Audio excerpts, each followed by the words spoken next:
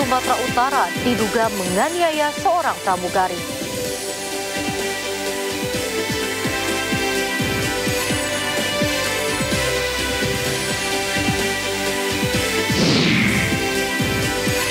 Dokter residen anestesi Unpad Priguna Anugrah Pratama terancam 17 tahun penjara atas kasus pemerkosaan yang dilakukan di rumah sakit.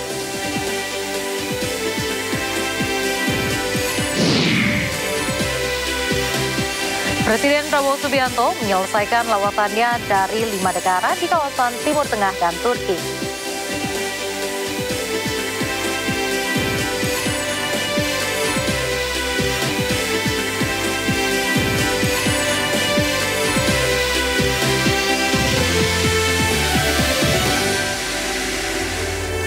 Halo pemirsa, Sindo Malam hadir dengan beragam informasi terkini tanah air serta mancanegara. Bersama saya Raisa Nadia, inilah Sindo Malam selengkapnya.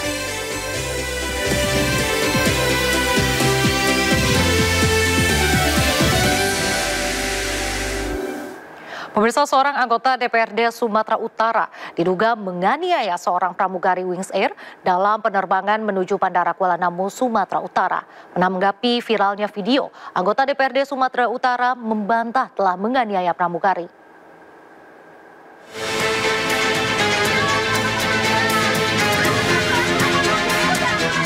Seorang anggota DPRD Sumatera Utara diduga menganiaya seorang pramugari Wings Air dalam penerbangan pesawat dari Bandara Bhinneka Gunung Sitoli menuju Bandara Internasional Kuala Namu, Deli Serdang, Sumatera Utara. Insiden ini terjadi pada Minggu 13 April lalu ketika proses naik pesawat di mana anggota DPRD Sumatera Utara asal daerah pemilihan Sumatera Utara 8 ingin memasukkan kopernya ke kabin yang sudah dilabeli bagasi. Sementara itu, menanggapi viralnya video, anggota DPRD Sumatera Utara Megawati Zebua membantah bahwa dirinya menganiaya pramugari. Video viral itu yang mengatakan saya mencekik itu tidak ada sama sekali lah Pak. Tidak pernah saya mau mencekik orang. Saya hanya menyuruh pramugarinya untuk bergeser supaya penumpang yang lain bisa masuk pada saat itu.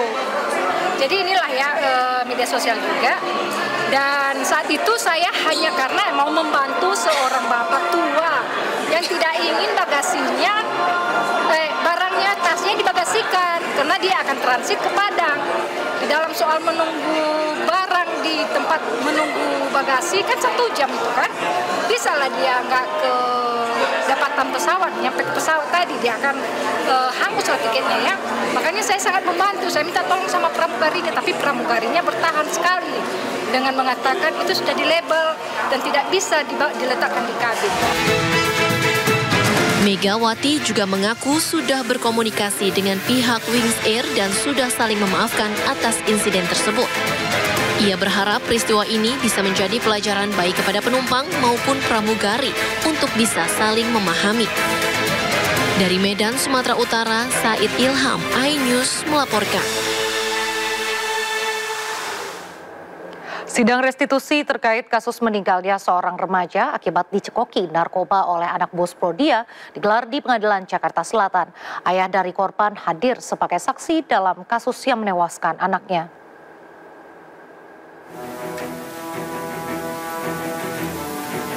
Sidang tertutup kasus anak bos Prodia digelar di Pengadilan Negeri Jakarta Selatan pada Senin 14 April.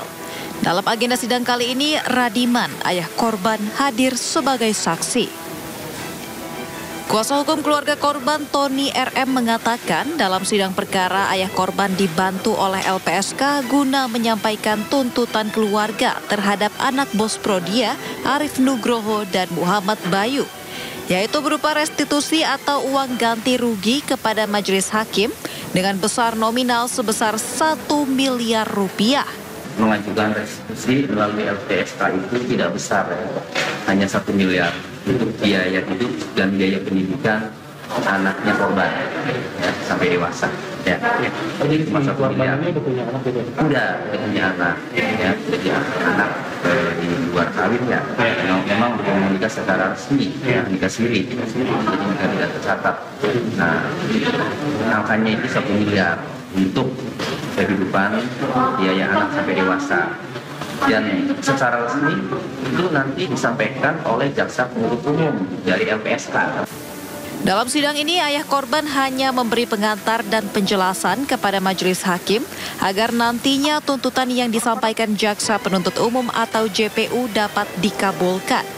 Ia berharap tuntutan yang diajukannya dapat dikabulkan Majelis Hakim Pengadilan Negeri Jakarta Selatan.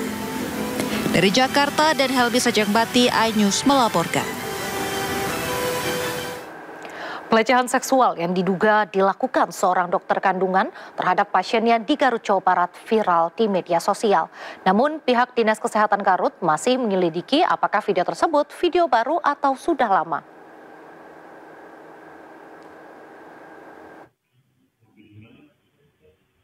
Video dugaan pencabulan yang dilakukan oknum dokter kandungan terhadap pasiennya beredar viral di Garut. Aksi dugaan pencabulan terekam dari kamera CCTV ruangan.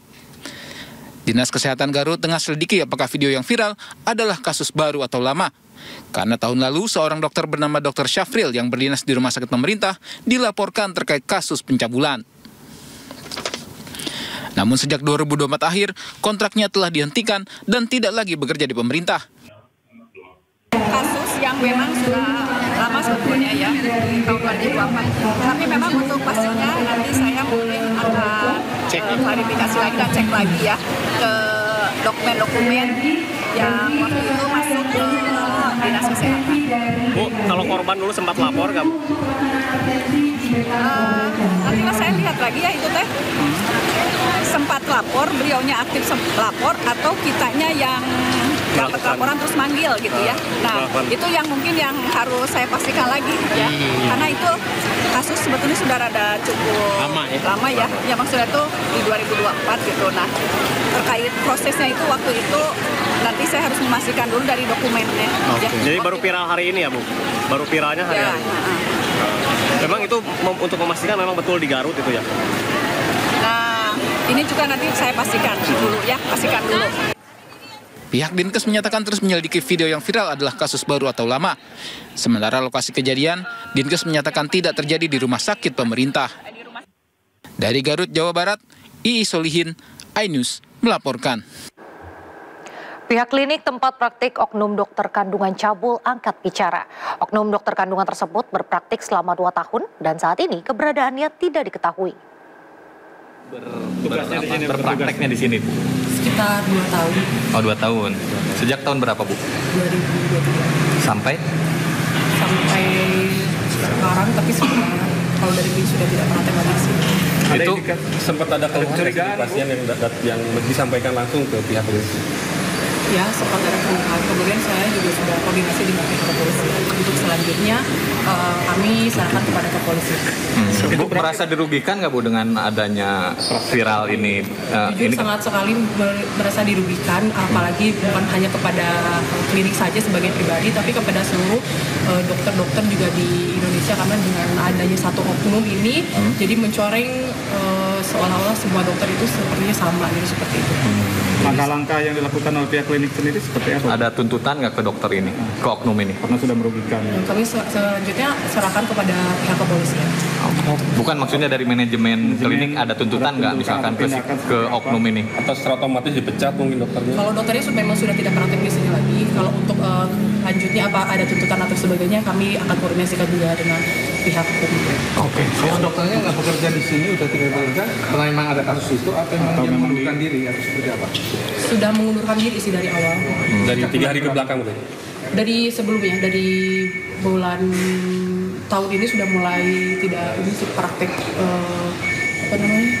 tidak praktek lagi di sini. Praktek itu sudah terjadwal, tidak khusus gitu. Jadi hanya hari-hari tertentu ini tidak, dan pasien juga sudah bilang tidak praktek lagi di Garut, karena memang beliau sudah tidak praktek di rumah sakit itu juga. Jadi saat ini prakteknya dimanapun saya kurang tahu gitu. Tapi nama dokternya masih terpampang ya di depan sana, Bu? Masih. Ya, takutnya masyarakat mengira ini masih praktek di sini gitu.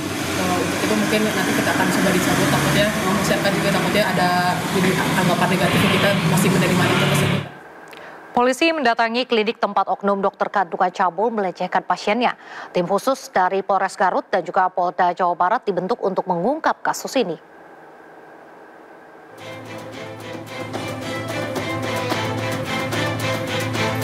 Pasca viral di media sosial, video yang memperlihatkan oknum dokter kandungan melakukan pelecehan terhadap seorang pasien, jajaran kepolisian Resor Garut yang dipimpin Kapolres Garut mendatangi klinik tempat kejadian. Kapolres Garut melihat langsung ruangan praktek yang biasa digunakan oknum dokter tersebut saat melakukan praktek atau melayani pasien.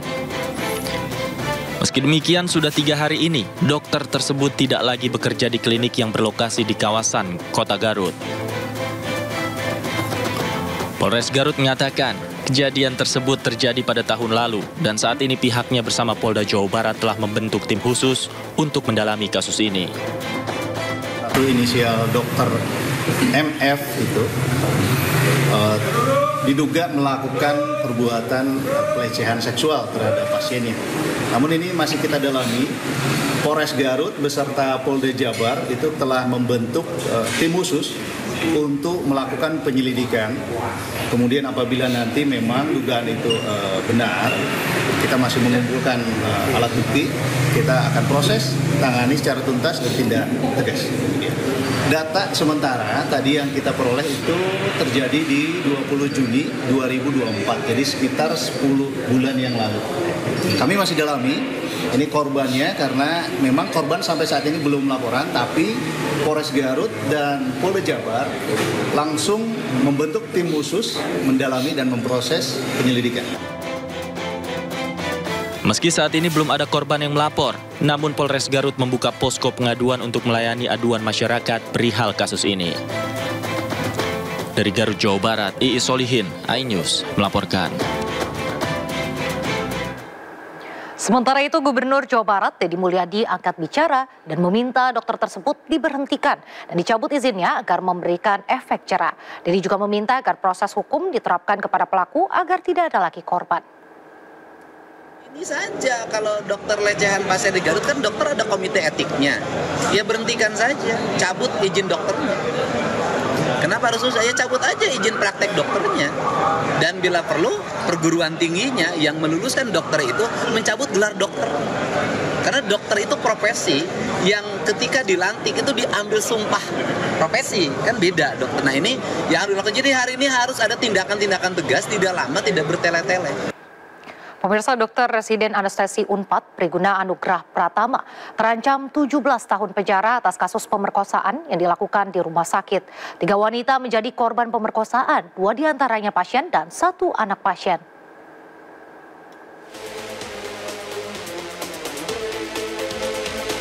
Priguna Anugrah Pratama, dokter residen anestesi Universitas Padjadjaran Bandung, resmi ditetapkan sebagai tersangka kasus pemerkosaan. Polda Jawa Barat menjerat pelaku dengan pasal berlapis Undang-Undang Tindak Pidana Kekerasan Seksual dengan ancaman hukuman 17 tahun penjara. Perbuatan kejinya terungkap dari laporan yang dibuat oleh korban FH, anak dari seorang pasien di Rumah Sakit Hasan Sadikin Bandung. Priguna diduga melakukan tindak kekerasan seksual saat bertugas jaga di ruang IGD Rumah Sakit Hasan Sadikin, dengan modus membius korbannya saat pengambilan sampel darah untuk donor. Dari hasil penyidikan, polisi kemudian mengungkap jumlah korban pemerkosaan dokter cabul ini bertambah tak hanya 1 orang, melainkan 3 orang.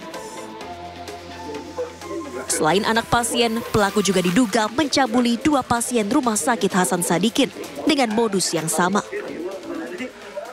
Dua-duanya kebetulan pasien. Ya, pasien itu di peristiwa yang berbeda dan juga korban berbeda, waktu yang berbeda. Itu beda waktu dan beda beda orangnya. Tapi pelaku sama itu. Untuk kronologinya masih akan dilakukan nanti pendalaman terhadap para korban. Nanti kalau sudah kita mendapatkan keterangan korban, nanti kita beritahukan ke rekan-rekan semua. Ya. Sejauh ini penyidik kepolisian telah melakukan pemeriksaan terhadap 13 saksi guna pengembangan kasus pemerkosaan ini. Polisi juga telah melakukan olah TKP lanjutan untuk mengumpulkan barang bukti dan sampel swab dari tempat kejadian perkara di ruang perawatan pasien. Dari Bandung, Jawa Barat, Tim Liputan iNews melaporkan. Wakil Menteri Pemberdayaan Perempuan dan Perlindungan Anak Indonesia, Veronika Tan, mendatangi Rumah Sakit Hasan Sadikin Bandung.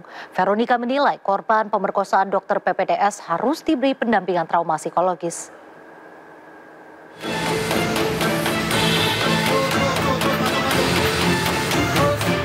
Wakil Menteri Pemberdayaan Perempuan dan Perlindungan Anak Indonesia, Veronika Tan, tiba di Rumah Sakit Hasan Sadikin Bandung Senin siang. Kedatangan Veronika untuk melihat secara langsung kondisi dan situasi peristiwa pemerkosaan oleh oknum dokter residen Unpad terhadap keluarga pasien terjadi di rumah sakit ini. Veronika kemudian diajak berkeliling dan melihat langsung gedung MCHC lantai 7, lokasi tempat pelaku pemerkosaan pasien melakukan aksi bejatnya. Jadi hari ini kita mencoba melihat permasalahannya itu di mana. Kita ingin ada hukum jerah. Jadi ada efek jerah dari hukuman maksimal. Jadi ini adalah seorang oknum sebenarnya yang berbaju dokter ya. Jadi tidak menginiin hanya karena seorang oknum yang memang bermasalah, tapi bagaimana hukum yang setimpal, yang semaksimalnya untuk diberikan, karena korban itu kan ada trauma, jalan hidupnya masih panjang. Bagaimana menolong korban itu sampai bebas dari trauma, belum lagi efek-efek yang terjadi akibat ya tanda petik perlakuan kekerasan seksual ini ya. Jadi dari Kementerian PPPA tentu akan mendorong terus mengawal kasus ini. Kementerian PPPA akan terus mendorong dan mengawal kasus ini. Veronika juga berharap pelaku diberikan hukuman semaksimal mungkin. Dari Bandung, Jawa Barat, Billy Maulana, iNews melaporkan. Kemdikti Saintek mengaku masih akan berkoordinasi dengan Kemenkes dan juga Unpad terkait perubahan SOP pendidikan kesehatan untuk menindaklanjuti kasus pemerkosaan yang dilakukan dokter residen PPDS Unpad terhadap keluarga pasien di Rumah Sakit Hasan Sadikin Bandung. Sementara itu, Priguna Anugrah tersangka kasus pemerkosaan kini telah diberhentikan sebagai mahasiswa Unpad. Begitupun statusnya sebagai mahasiswa dokter residen Unpad di RSHS Bandung juga telah dicabut.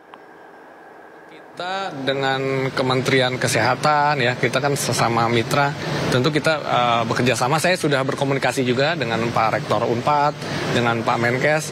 Tentu jika ada hal-hal yang tidak baik, kita akan lihat seperti apa supaya bisa. Sidang tuntutan 3 hakim nonaktif Pengadilan Negeri Surabaya dalam kasus dugaan suap vonis bebas Gregorius Ronald Tanur ditunda. Sidang ditunda karena jaksa belum siap dengan tuntutannya. Sidang dengan agenda tuntutan terhadap 3 hakim, yakni Erintuah Damanik, Mangapul, dan Heru Hanindoyo, sedianya digelar hari ini di Pengadilan Tipikor Jakarta. Namun, jaksa mengaku masih membutuhkan waktu untuk merapikan surat tuntutannya. Hakim pun mengabulkan permintaan jaksa untuk menunda sidang dan akan kembali digelar pada Selasa pekan depan, 22 April 2025. Penuntut umum tetap meminta waktu 1 minggu, sedangkan masa penahanan tinggal 1 bulan. Setelah kami bermusyawarah, kami jadwalkan ulang. Namun demikian, mau tidak mau, siap tidak siap, semuanya harus siap. Maksud saya, untuk penuntut umum di hari Selasa depan, tanggal 22 April, tuntutan sudah siap.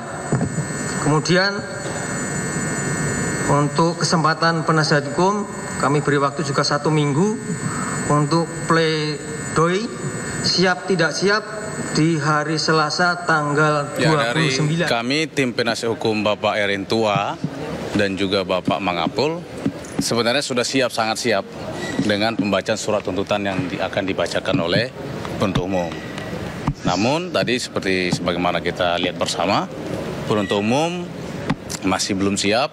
Kalau dari kami sebenarnya pembelaan kami sudah kami siapkan ya. Itu berdasarkan alat bukti yang sudah kita lihat bersama itu di muka persidangan. Jadi kalau dari kami 1 minggu pun cukup untuk kami. Nama Ronald Tanur kembali mencuat setelah terseret kasus dugaan suap kepada hakim untuk mendapatkan vonis bebas. 3 hakim Pengadilan Negeri Surabaya didakwa menerima suap dan gratifikasi sebesar 4,6 miliar rupiah dari ibu Ronald Tanur, Meriska Wijaya.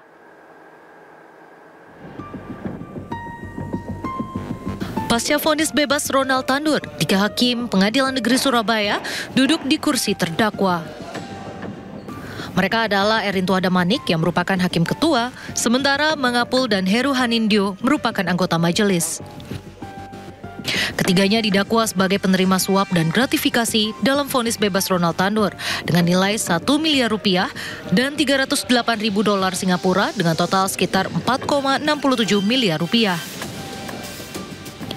Total ada 6 orang yang ditetapkan sebagai tersangka atas kasus dugaan gratifikasi putusan bebas Ronald Tanur di PN Surabaya. Mereka adalah 3 majelis hakim yang memutus perkara mantan pejabat Mahkamah Agung Zaro Frikar, ibu serta pengacara Ronald Tanur.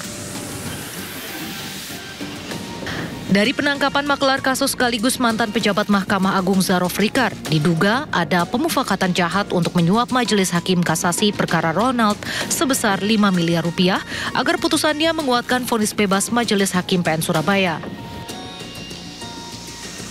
Kasus bermula dari jeratan hukum untuk Ronald Tanur atas kematian kekasihnya Dini Sera Afrianti. Ibu Ronald Tanur, Meriska Wijaya, berupaya agar anaknya bebas. Ia pun meminta pengacara bernama Lisa Rahmat mengurus perkara tersebut. Lisa lalu menemui Zaro Frikar untuk mencarikan hakim PN Surabaya yang dapat menjatuhkan vonis bebas. Ronald pun akhirnya divonis bebas pada 24 Juli 2024. Namun di tingkat kasasi, Mahkamah Agung membatalkan putusan bebas tersebut. Ronald Tanur akhirnya divonis 5 tahun penjara. Tim Liputan iNews melaporkan.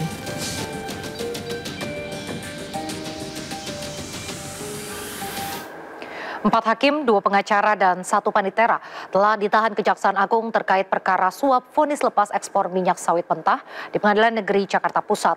Kejaksaan Agung Republik Indonesia juga telah mengamankan barang bukti 7 unit mobil mewah, 21 unit kendaraan roda 2, 7 unit sepeda, dan ratusan lembar mata uang asing atas kasus suap penanganan perkara ekspor CPO atau minyak goreng mentah. Dan berikut laporan rekan Jessica Winoto dari Gedung Kejaksaan Agung Jakarta.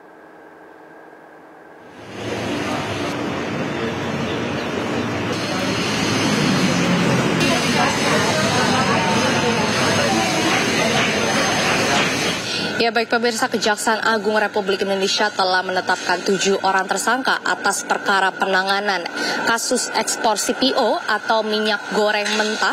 Dan dari penetapan ke-7 tersangka ini diketahui dibagi menjadi 2 hari, yaitu yang pertama berada di hari Sabtu 12 April 2025 dengan atas nama tersangka Arif Nurianta, Marcella Santoso, Arianto, dan Wahyu Gunawan. Sementara untuk hari berikut yaitu di hari Minggu 13 April 2025 ada 3 tersangka lainnya yang baru ditetapkan, yaitu atas nama Juyamto, Agam Syarif Bahrudin, dan juga Ahli Mutarom. Dan dari penetapan ke-7 tersangka ini pun tim penyidik Kejaksaan Agung Republik Indonesia telah mengamankan beberapa barang bukti, antara lain pemirsa dapat lihat bahwa di depan di layar kaca Anda atau layar televisi Anda terdapat mobil mewah, yaitu mobil berwarna merah, yaitu mobil Ferrari Spider.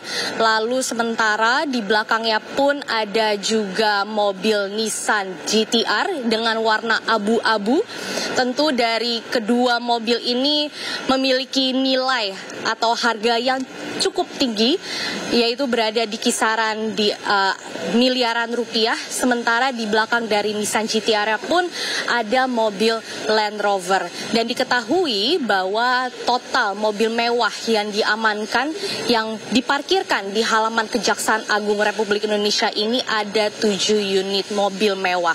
Sementara dari 7 unit mobil mewah ini pun ada beberapa 21 unit motor atau kendaraan roda 2, dan sempat kami melihat bahwa tadi ada beberapa merek motor yang cukup besar dan cukup mewah dan mahal, yaitu ada Harley Davidson, BMW, Vespa, dan lain sebagainya. Sementara selain dari mobil mewah, motor kendaraan 2, lalu juga ada yang diamankan 7 unit sepeda. Dan dari seluruh barang bukti ini, tim penyidik Kejaksaan Agung Republik Indonesia Indonesia telah mengamankan dari beberapa tempat, yaitu tepatnya dari 3 provinsi, yaitu Jepara, Jawa Tengah, Sukabumi, Jawa Barat, dan di Jakarta.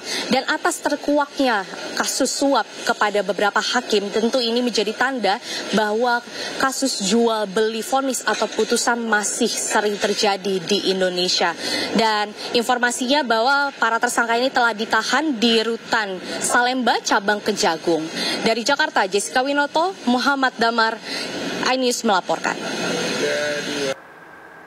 Pemirsa, rumah mantan Ketua DPD RI Lanyala Mataliti di Surabaya digeledah Komisi Pemberantasan Korupsi. Penggeledahan terkait pengembangan penyelidikan korupsi dana hibah DPRD Jawa Timur dengan tersangka mantan Ketua DPRD Jatim Kusnadi.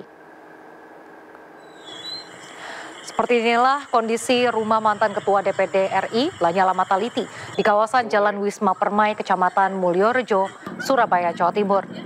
Puluhan anggota Ormas Pemuda Pancasila mengamankan lokasi usai penggeledahan dilakukan oleh Lembaga Anti Rasuah Senin siang.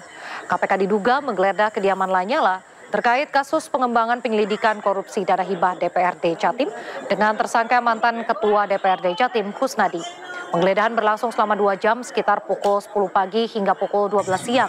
Namun setelah penggeledahan, pihak KPK tidak menemukan bukti keterkaitan Lanyala dengan pengembangan hasil penelitian korupsi dana hibah yang melibatkan mantan Ketua DPRD Jatim Kusnadi tersebut. KPK meninggalkan rumah kediaman Lanyala di Surabaya tanpa membawa bukti atau barang apapun.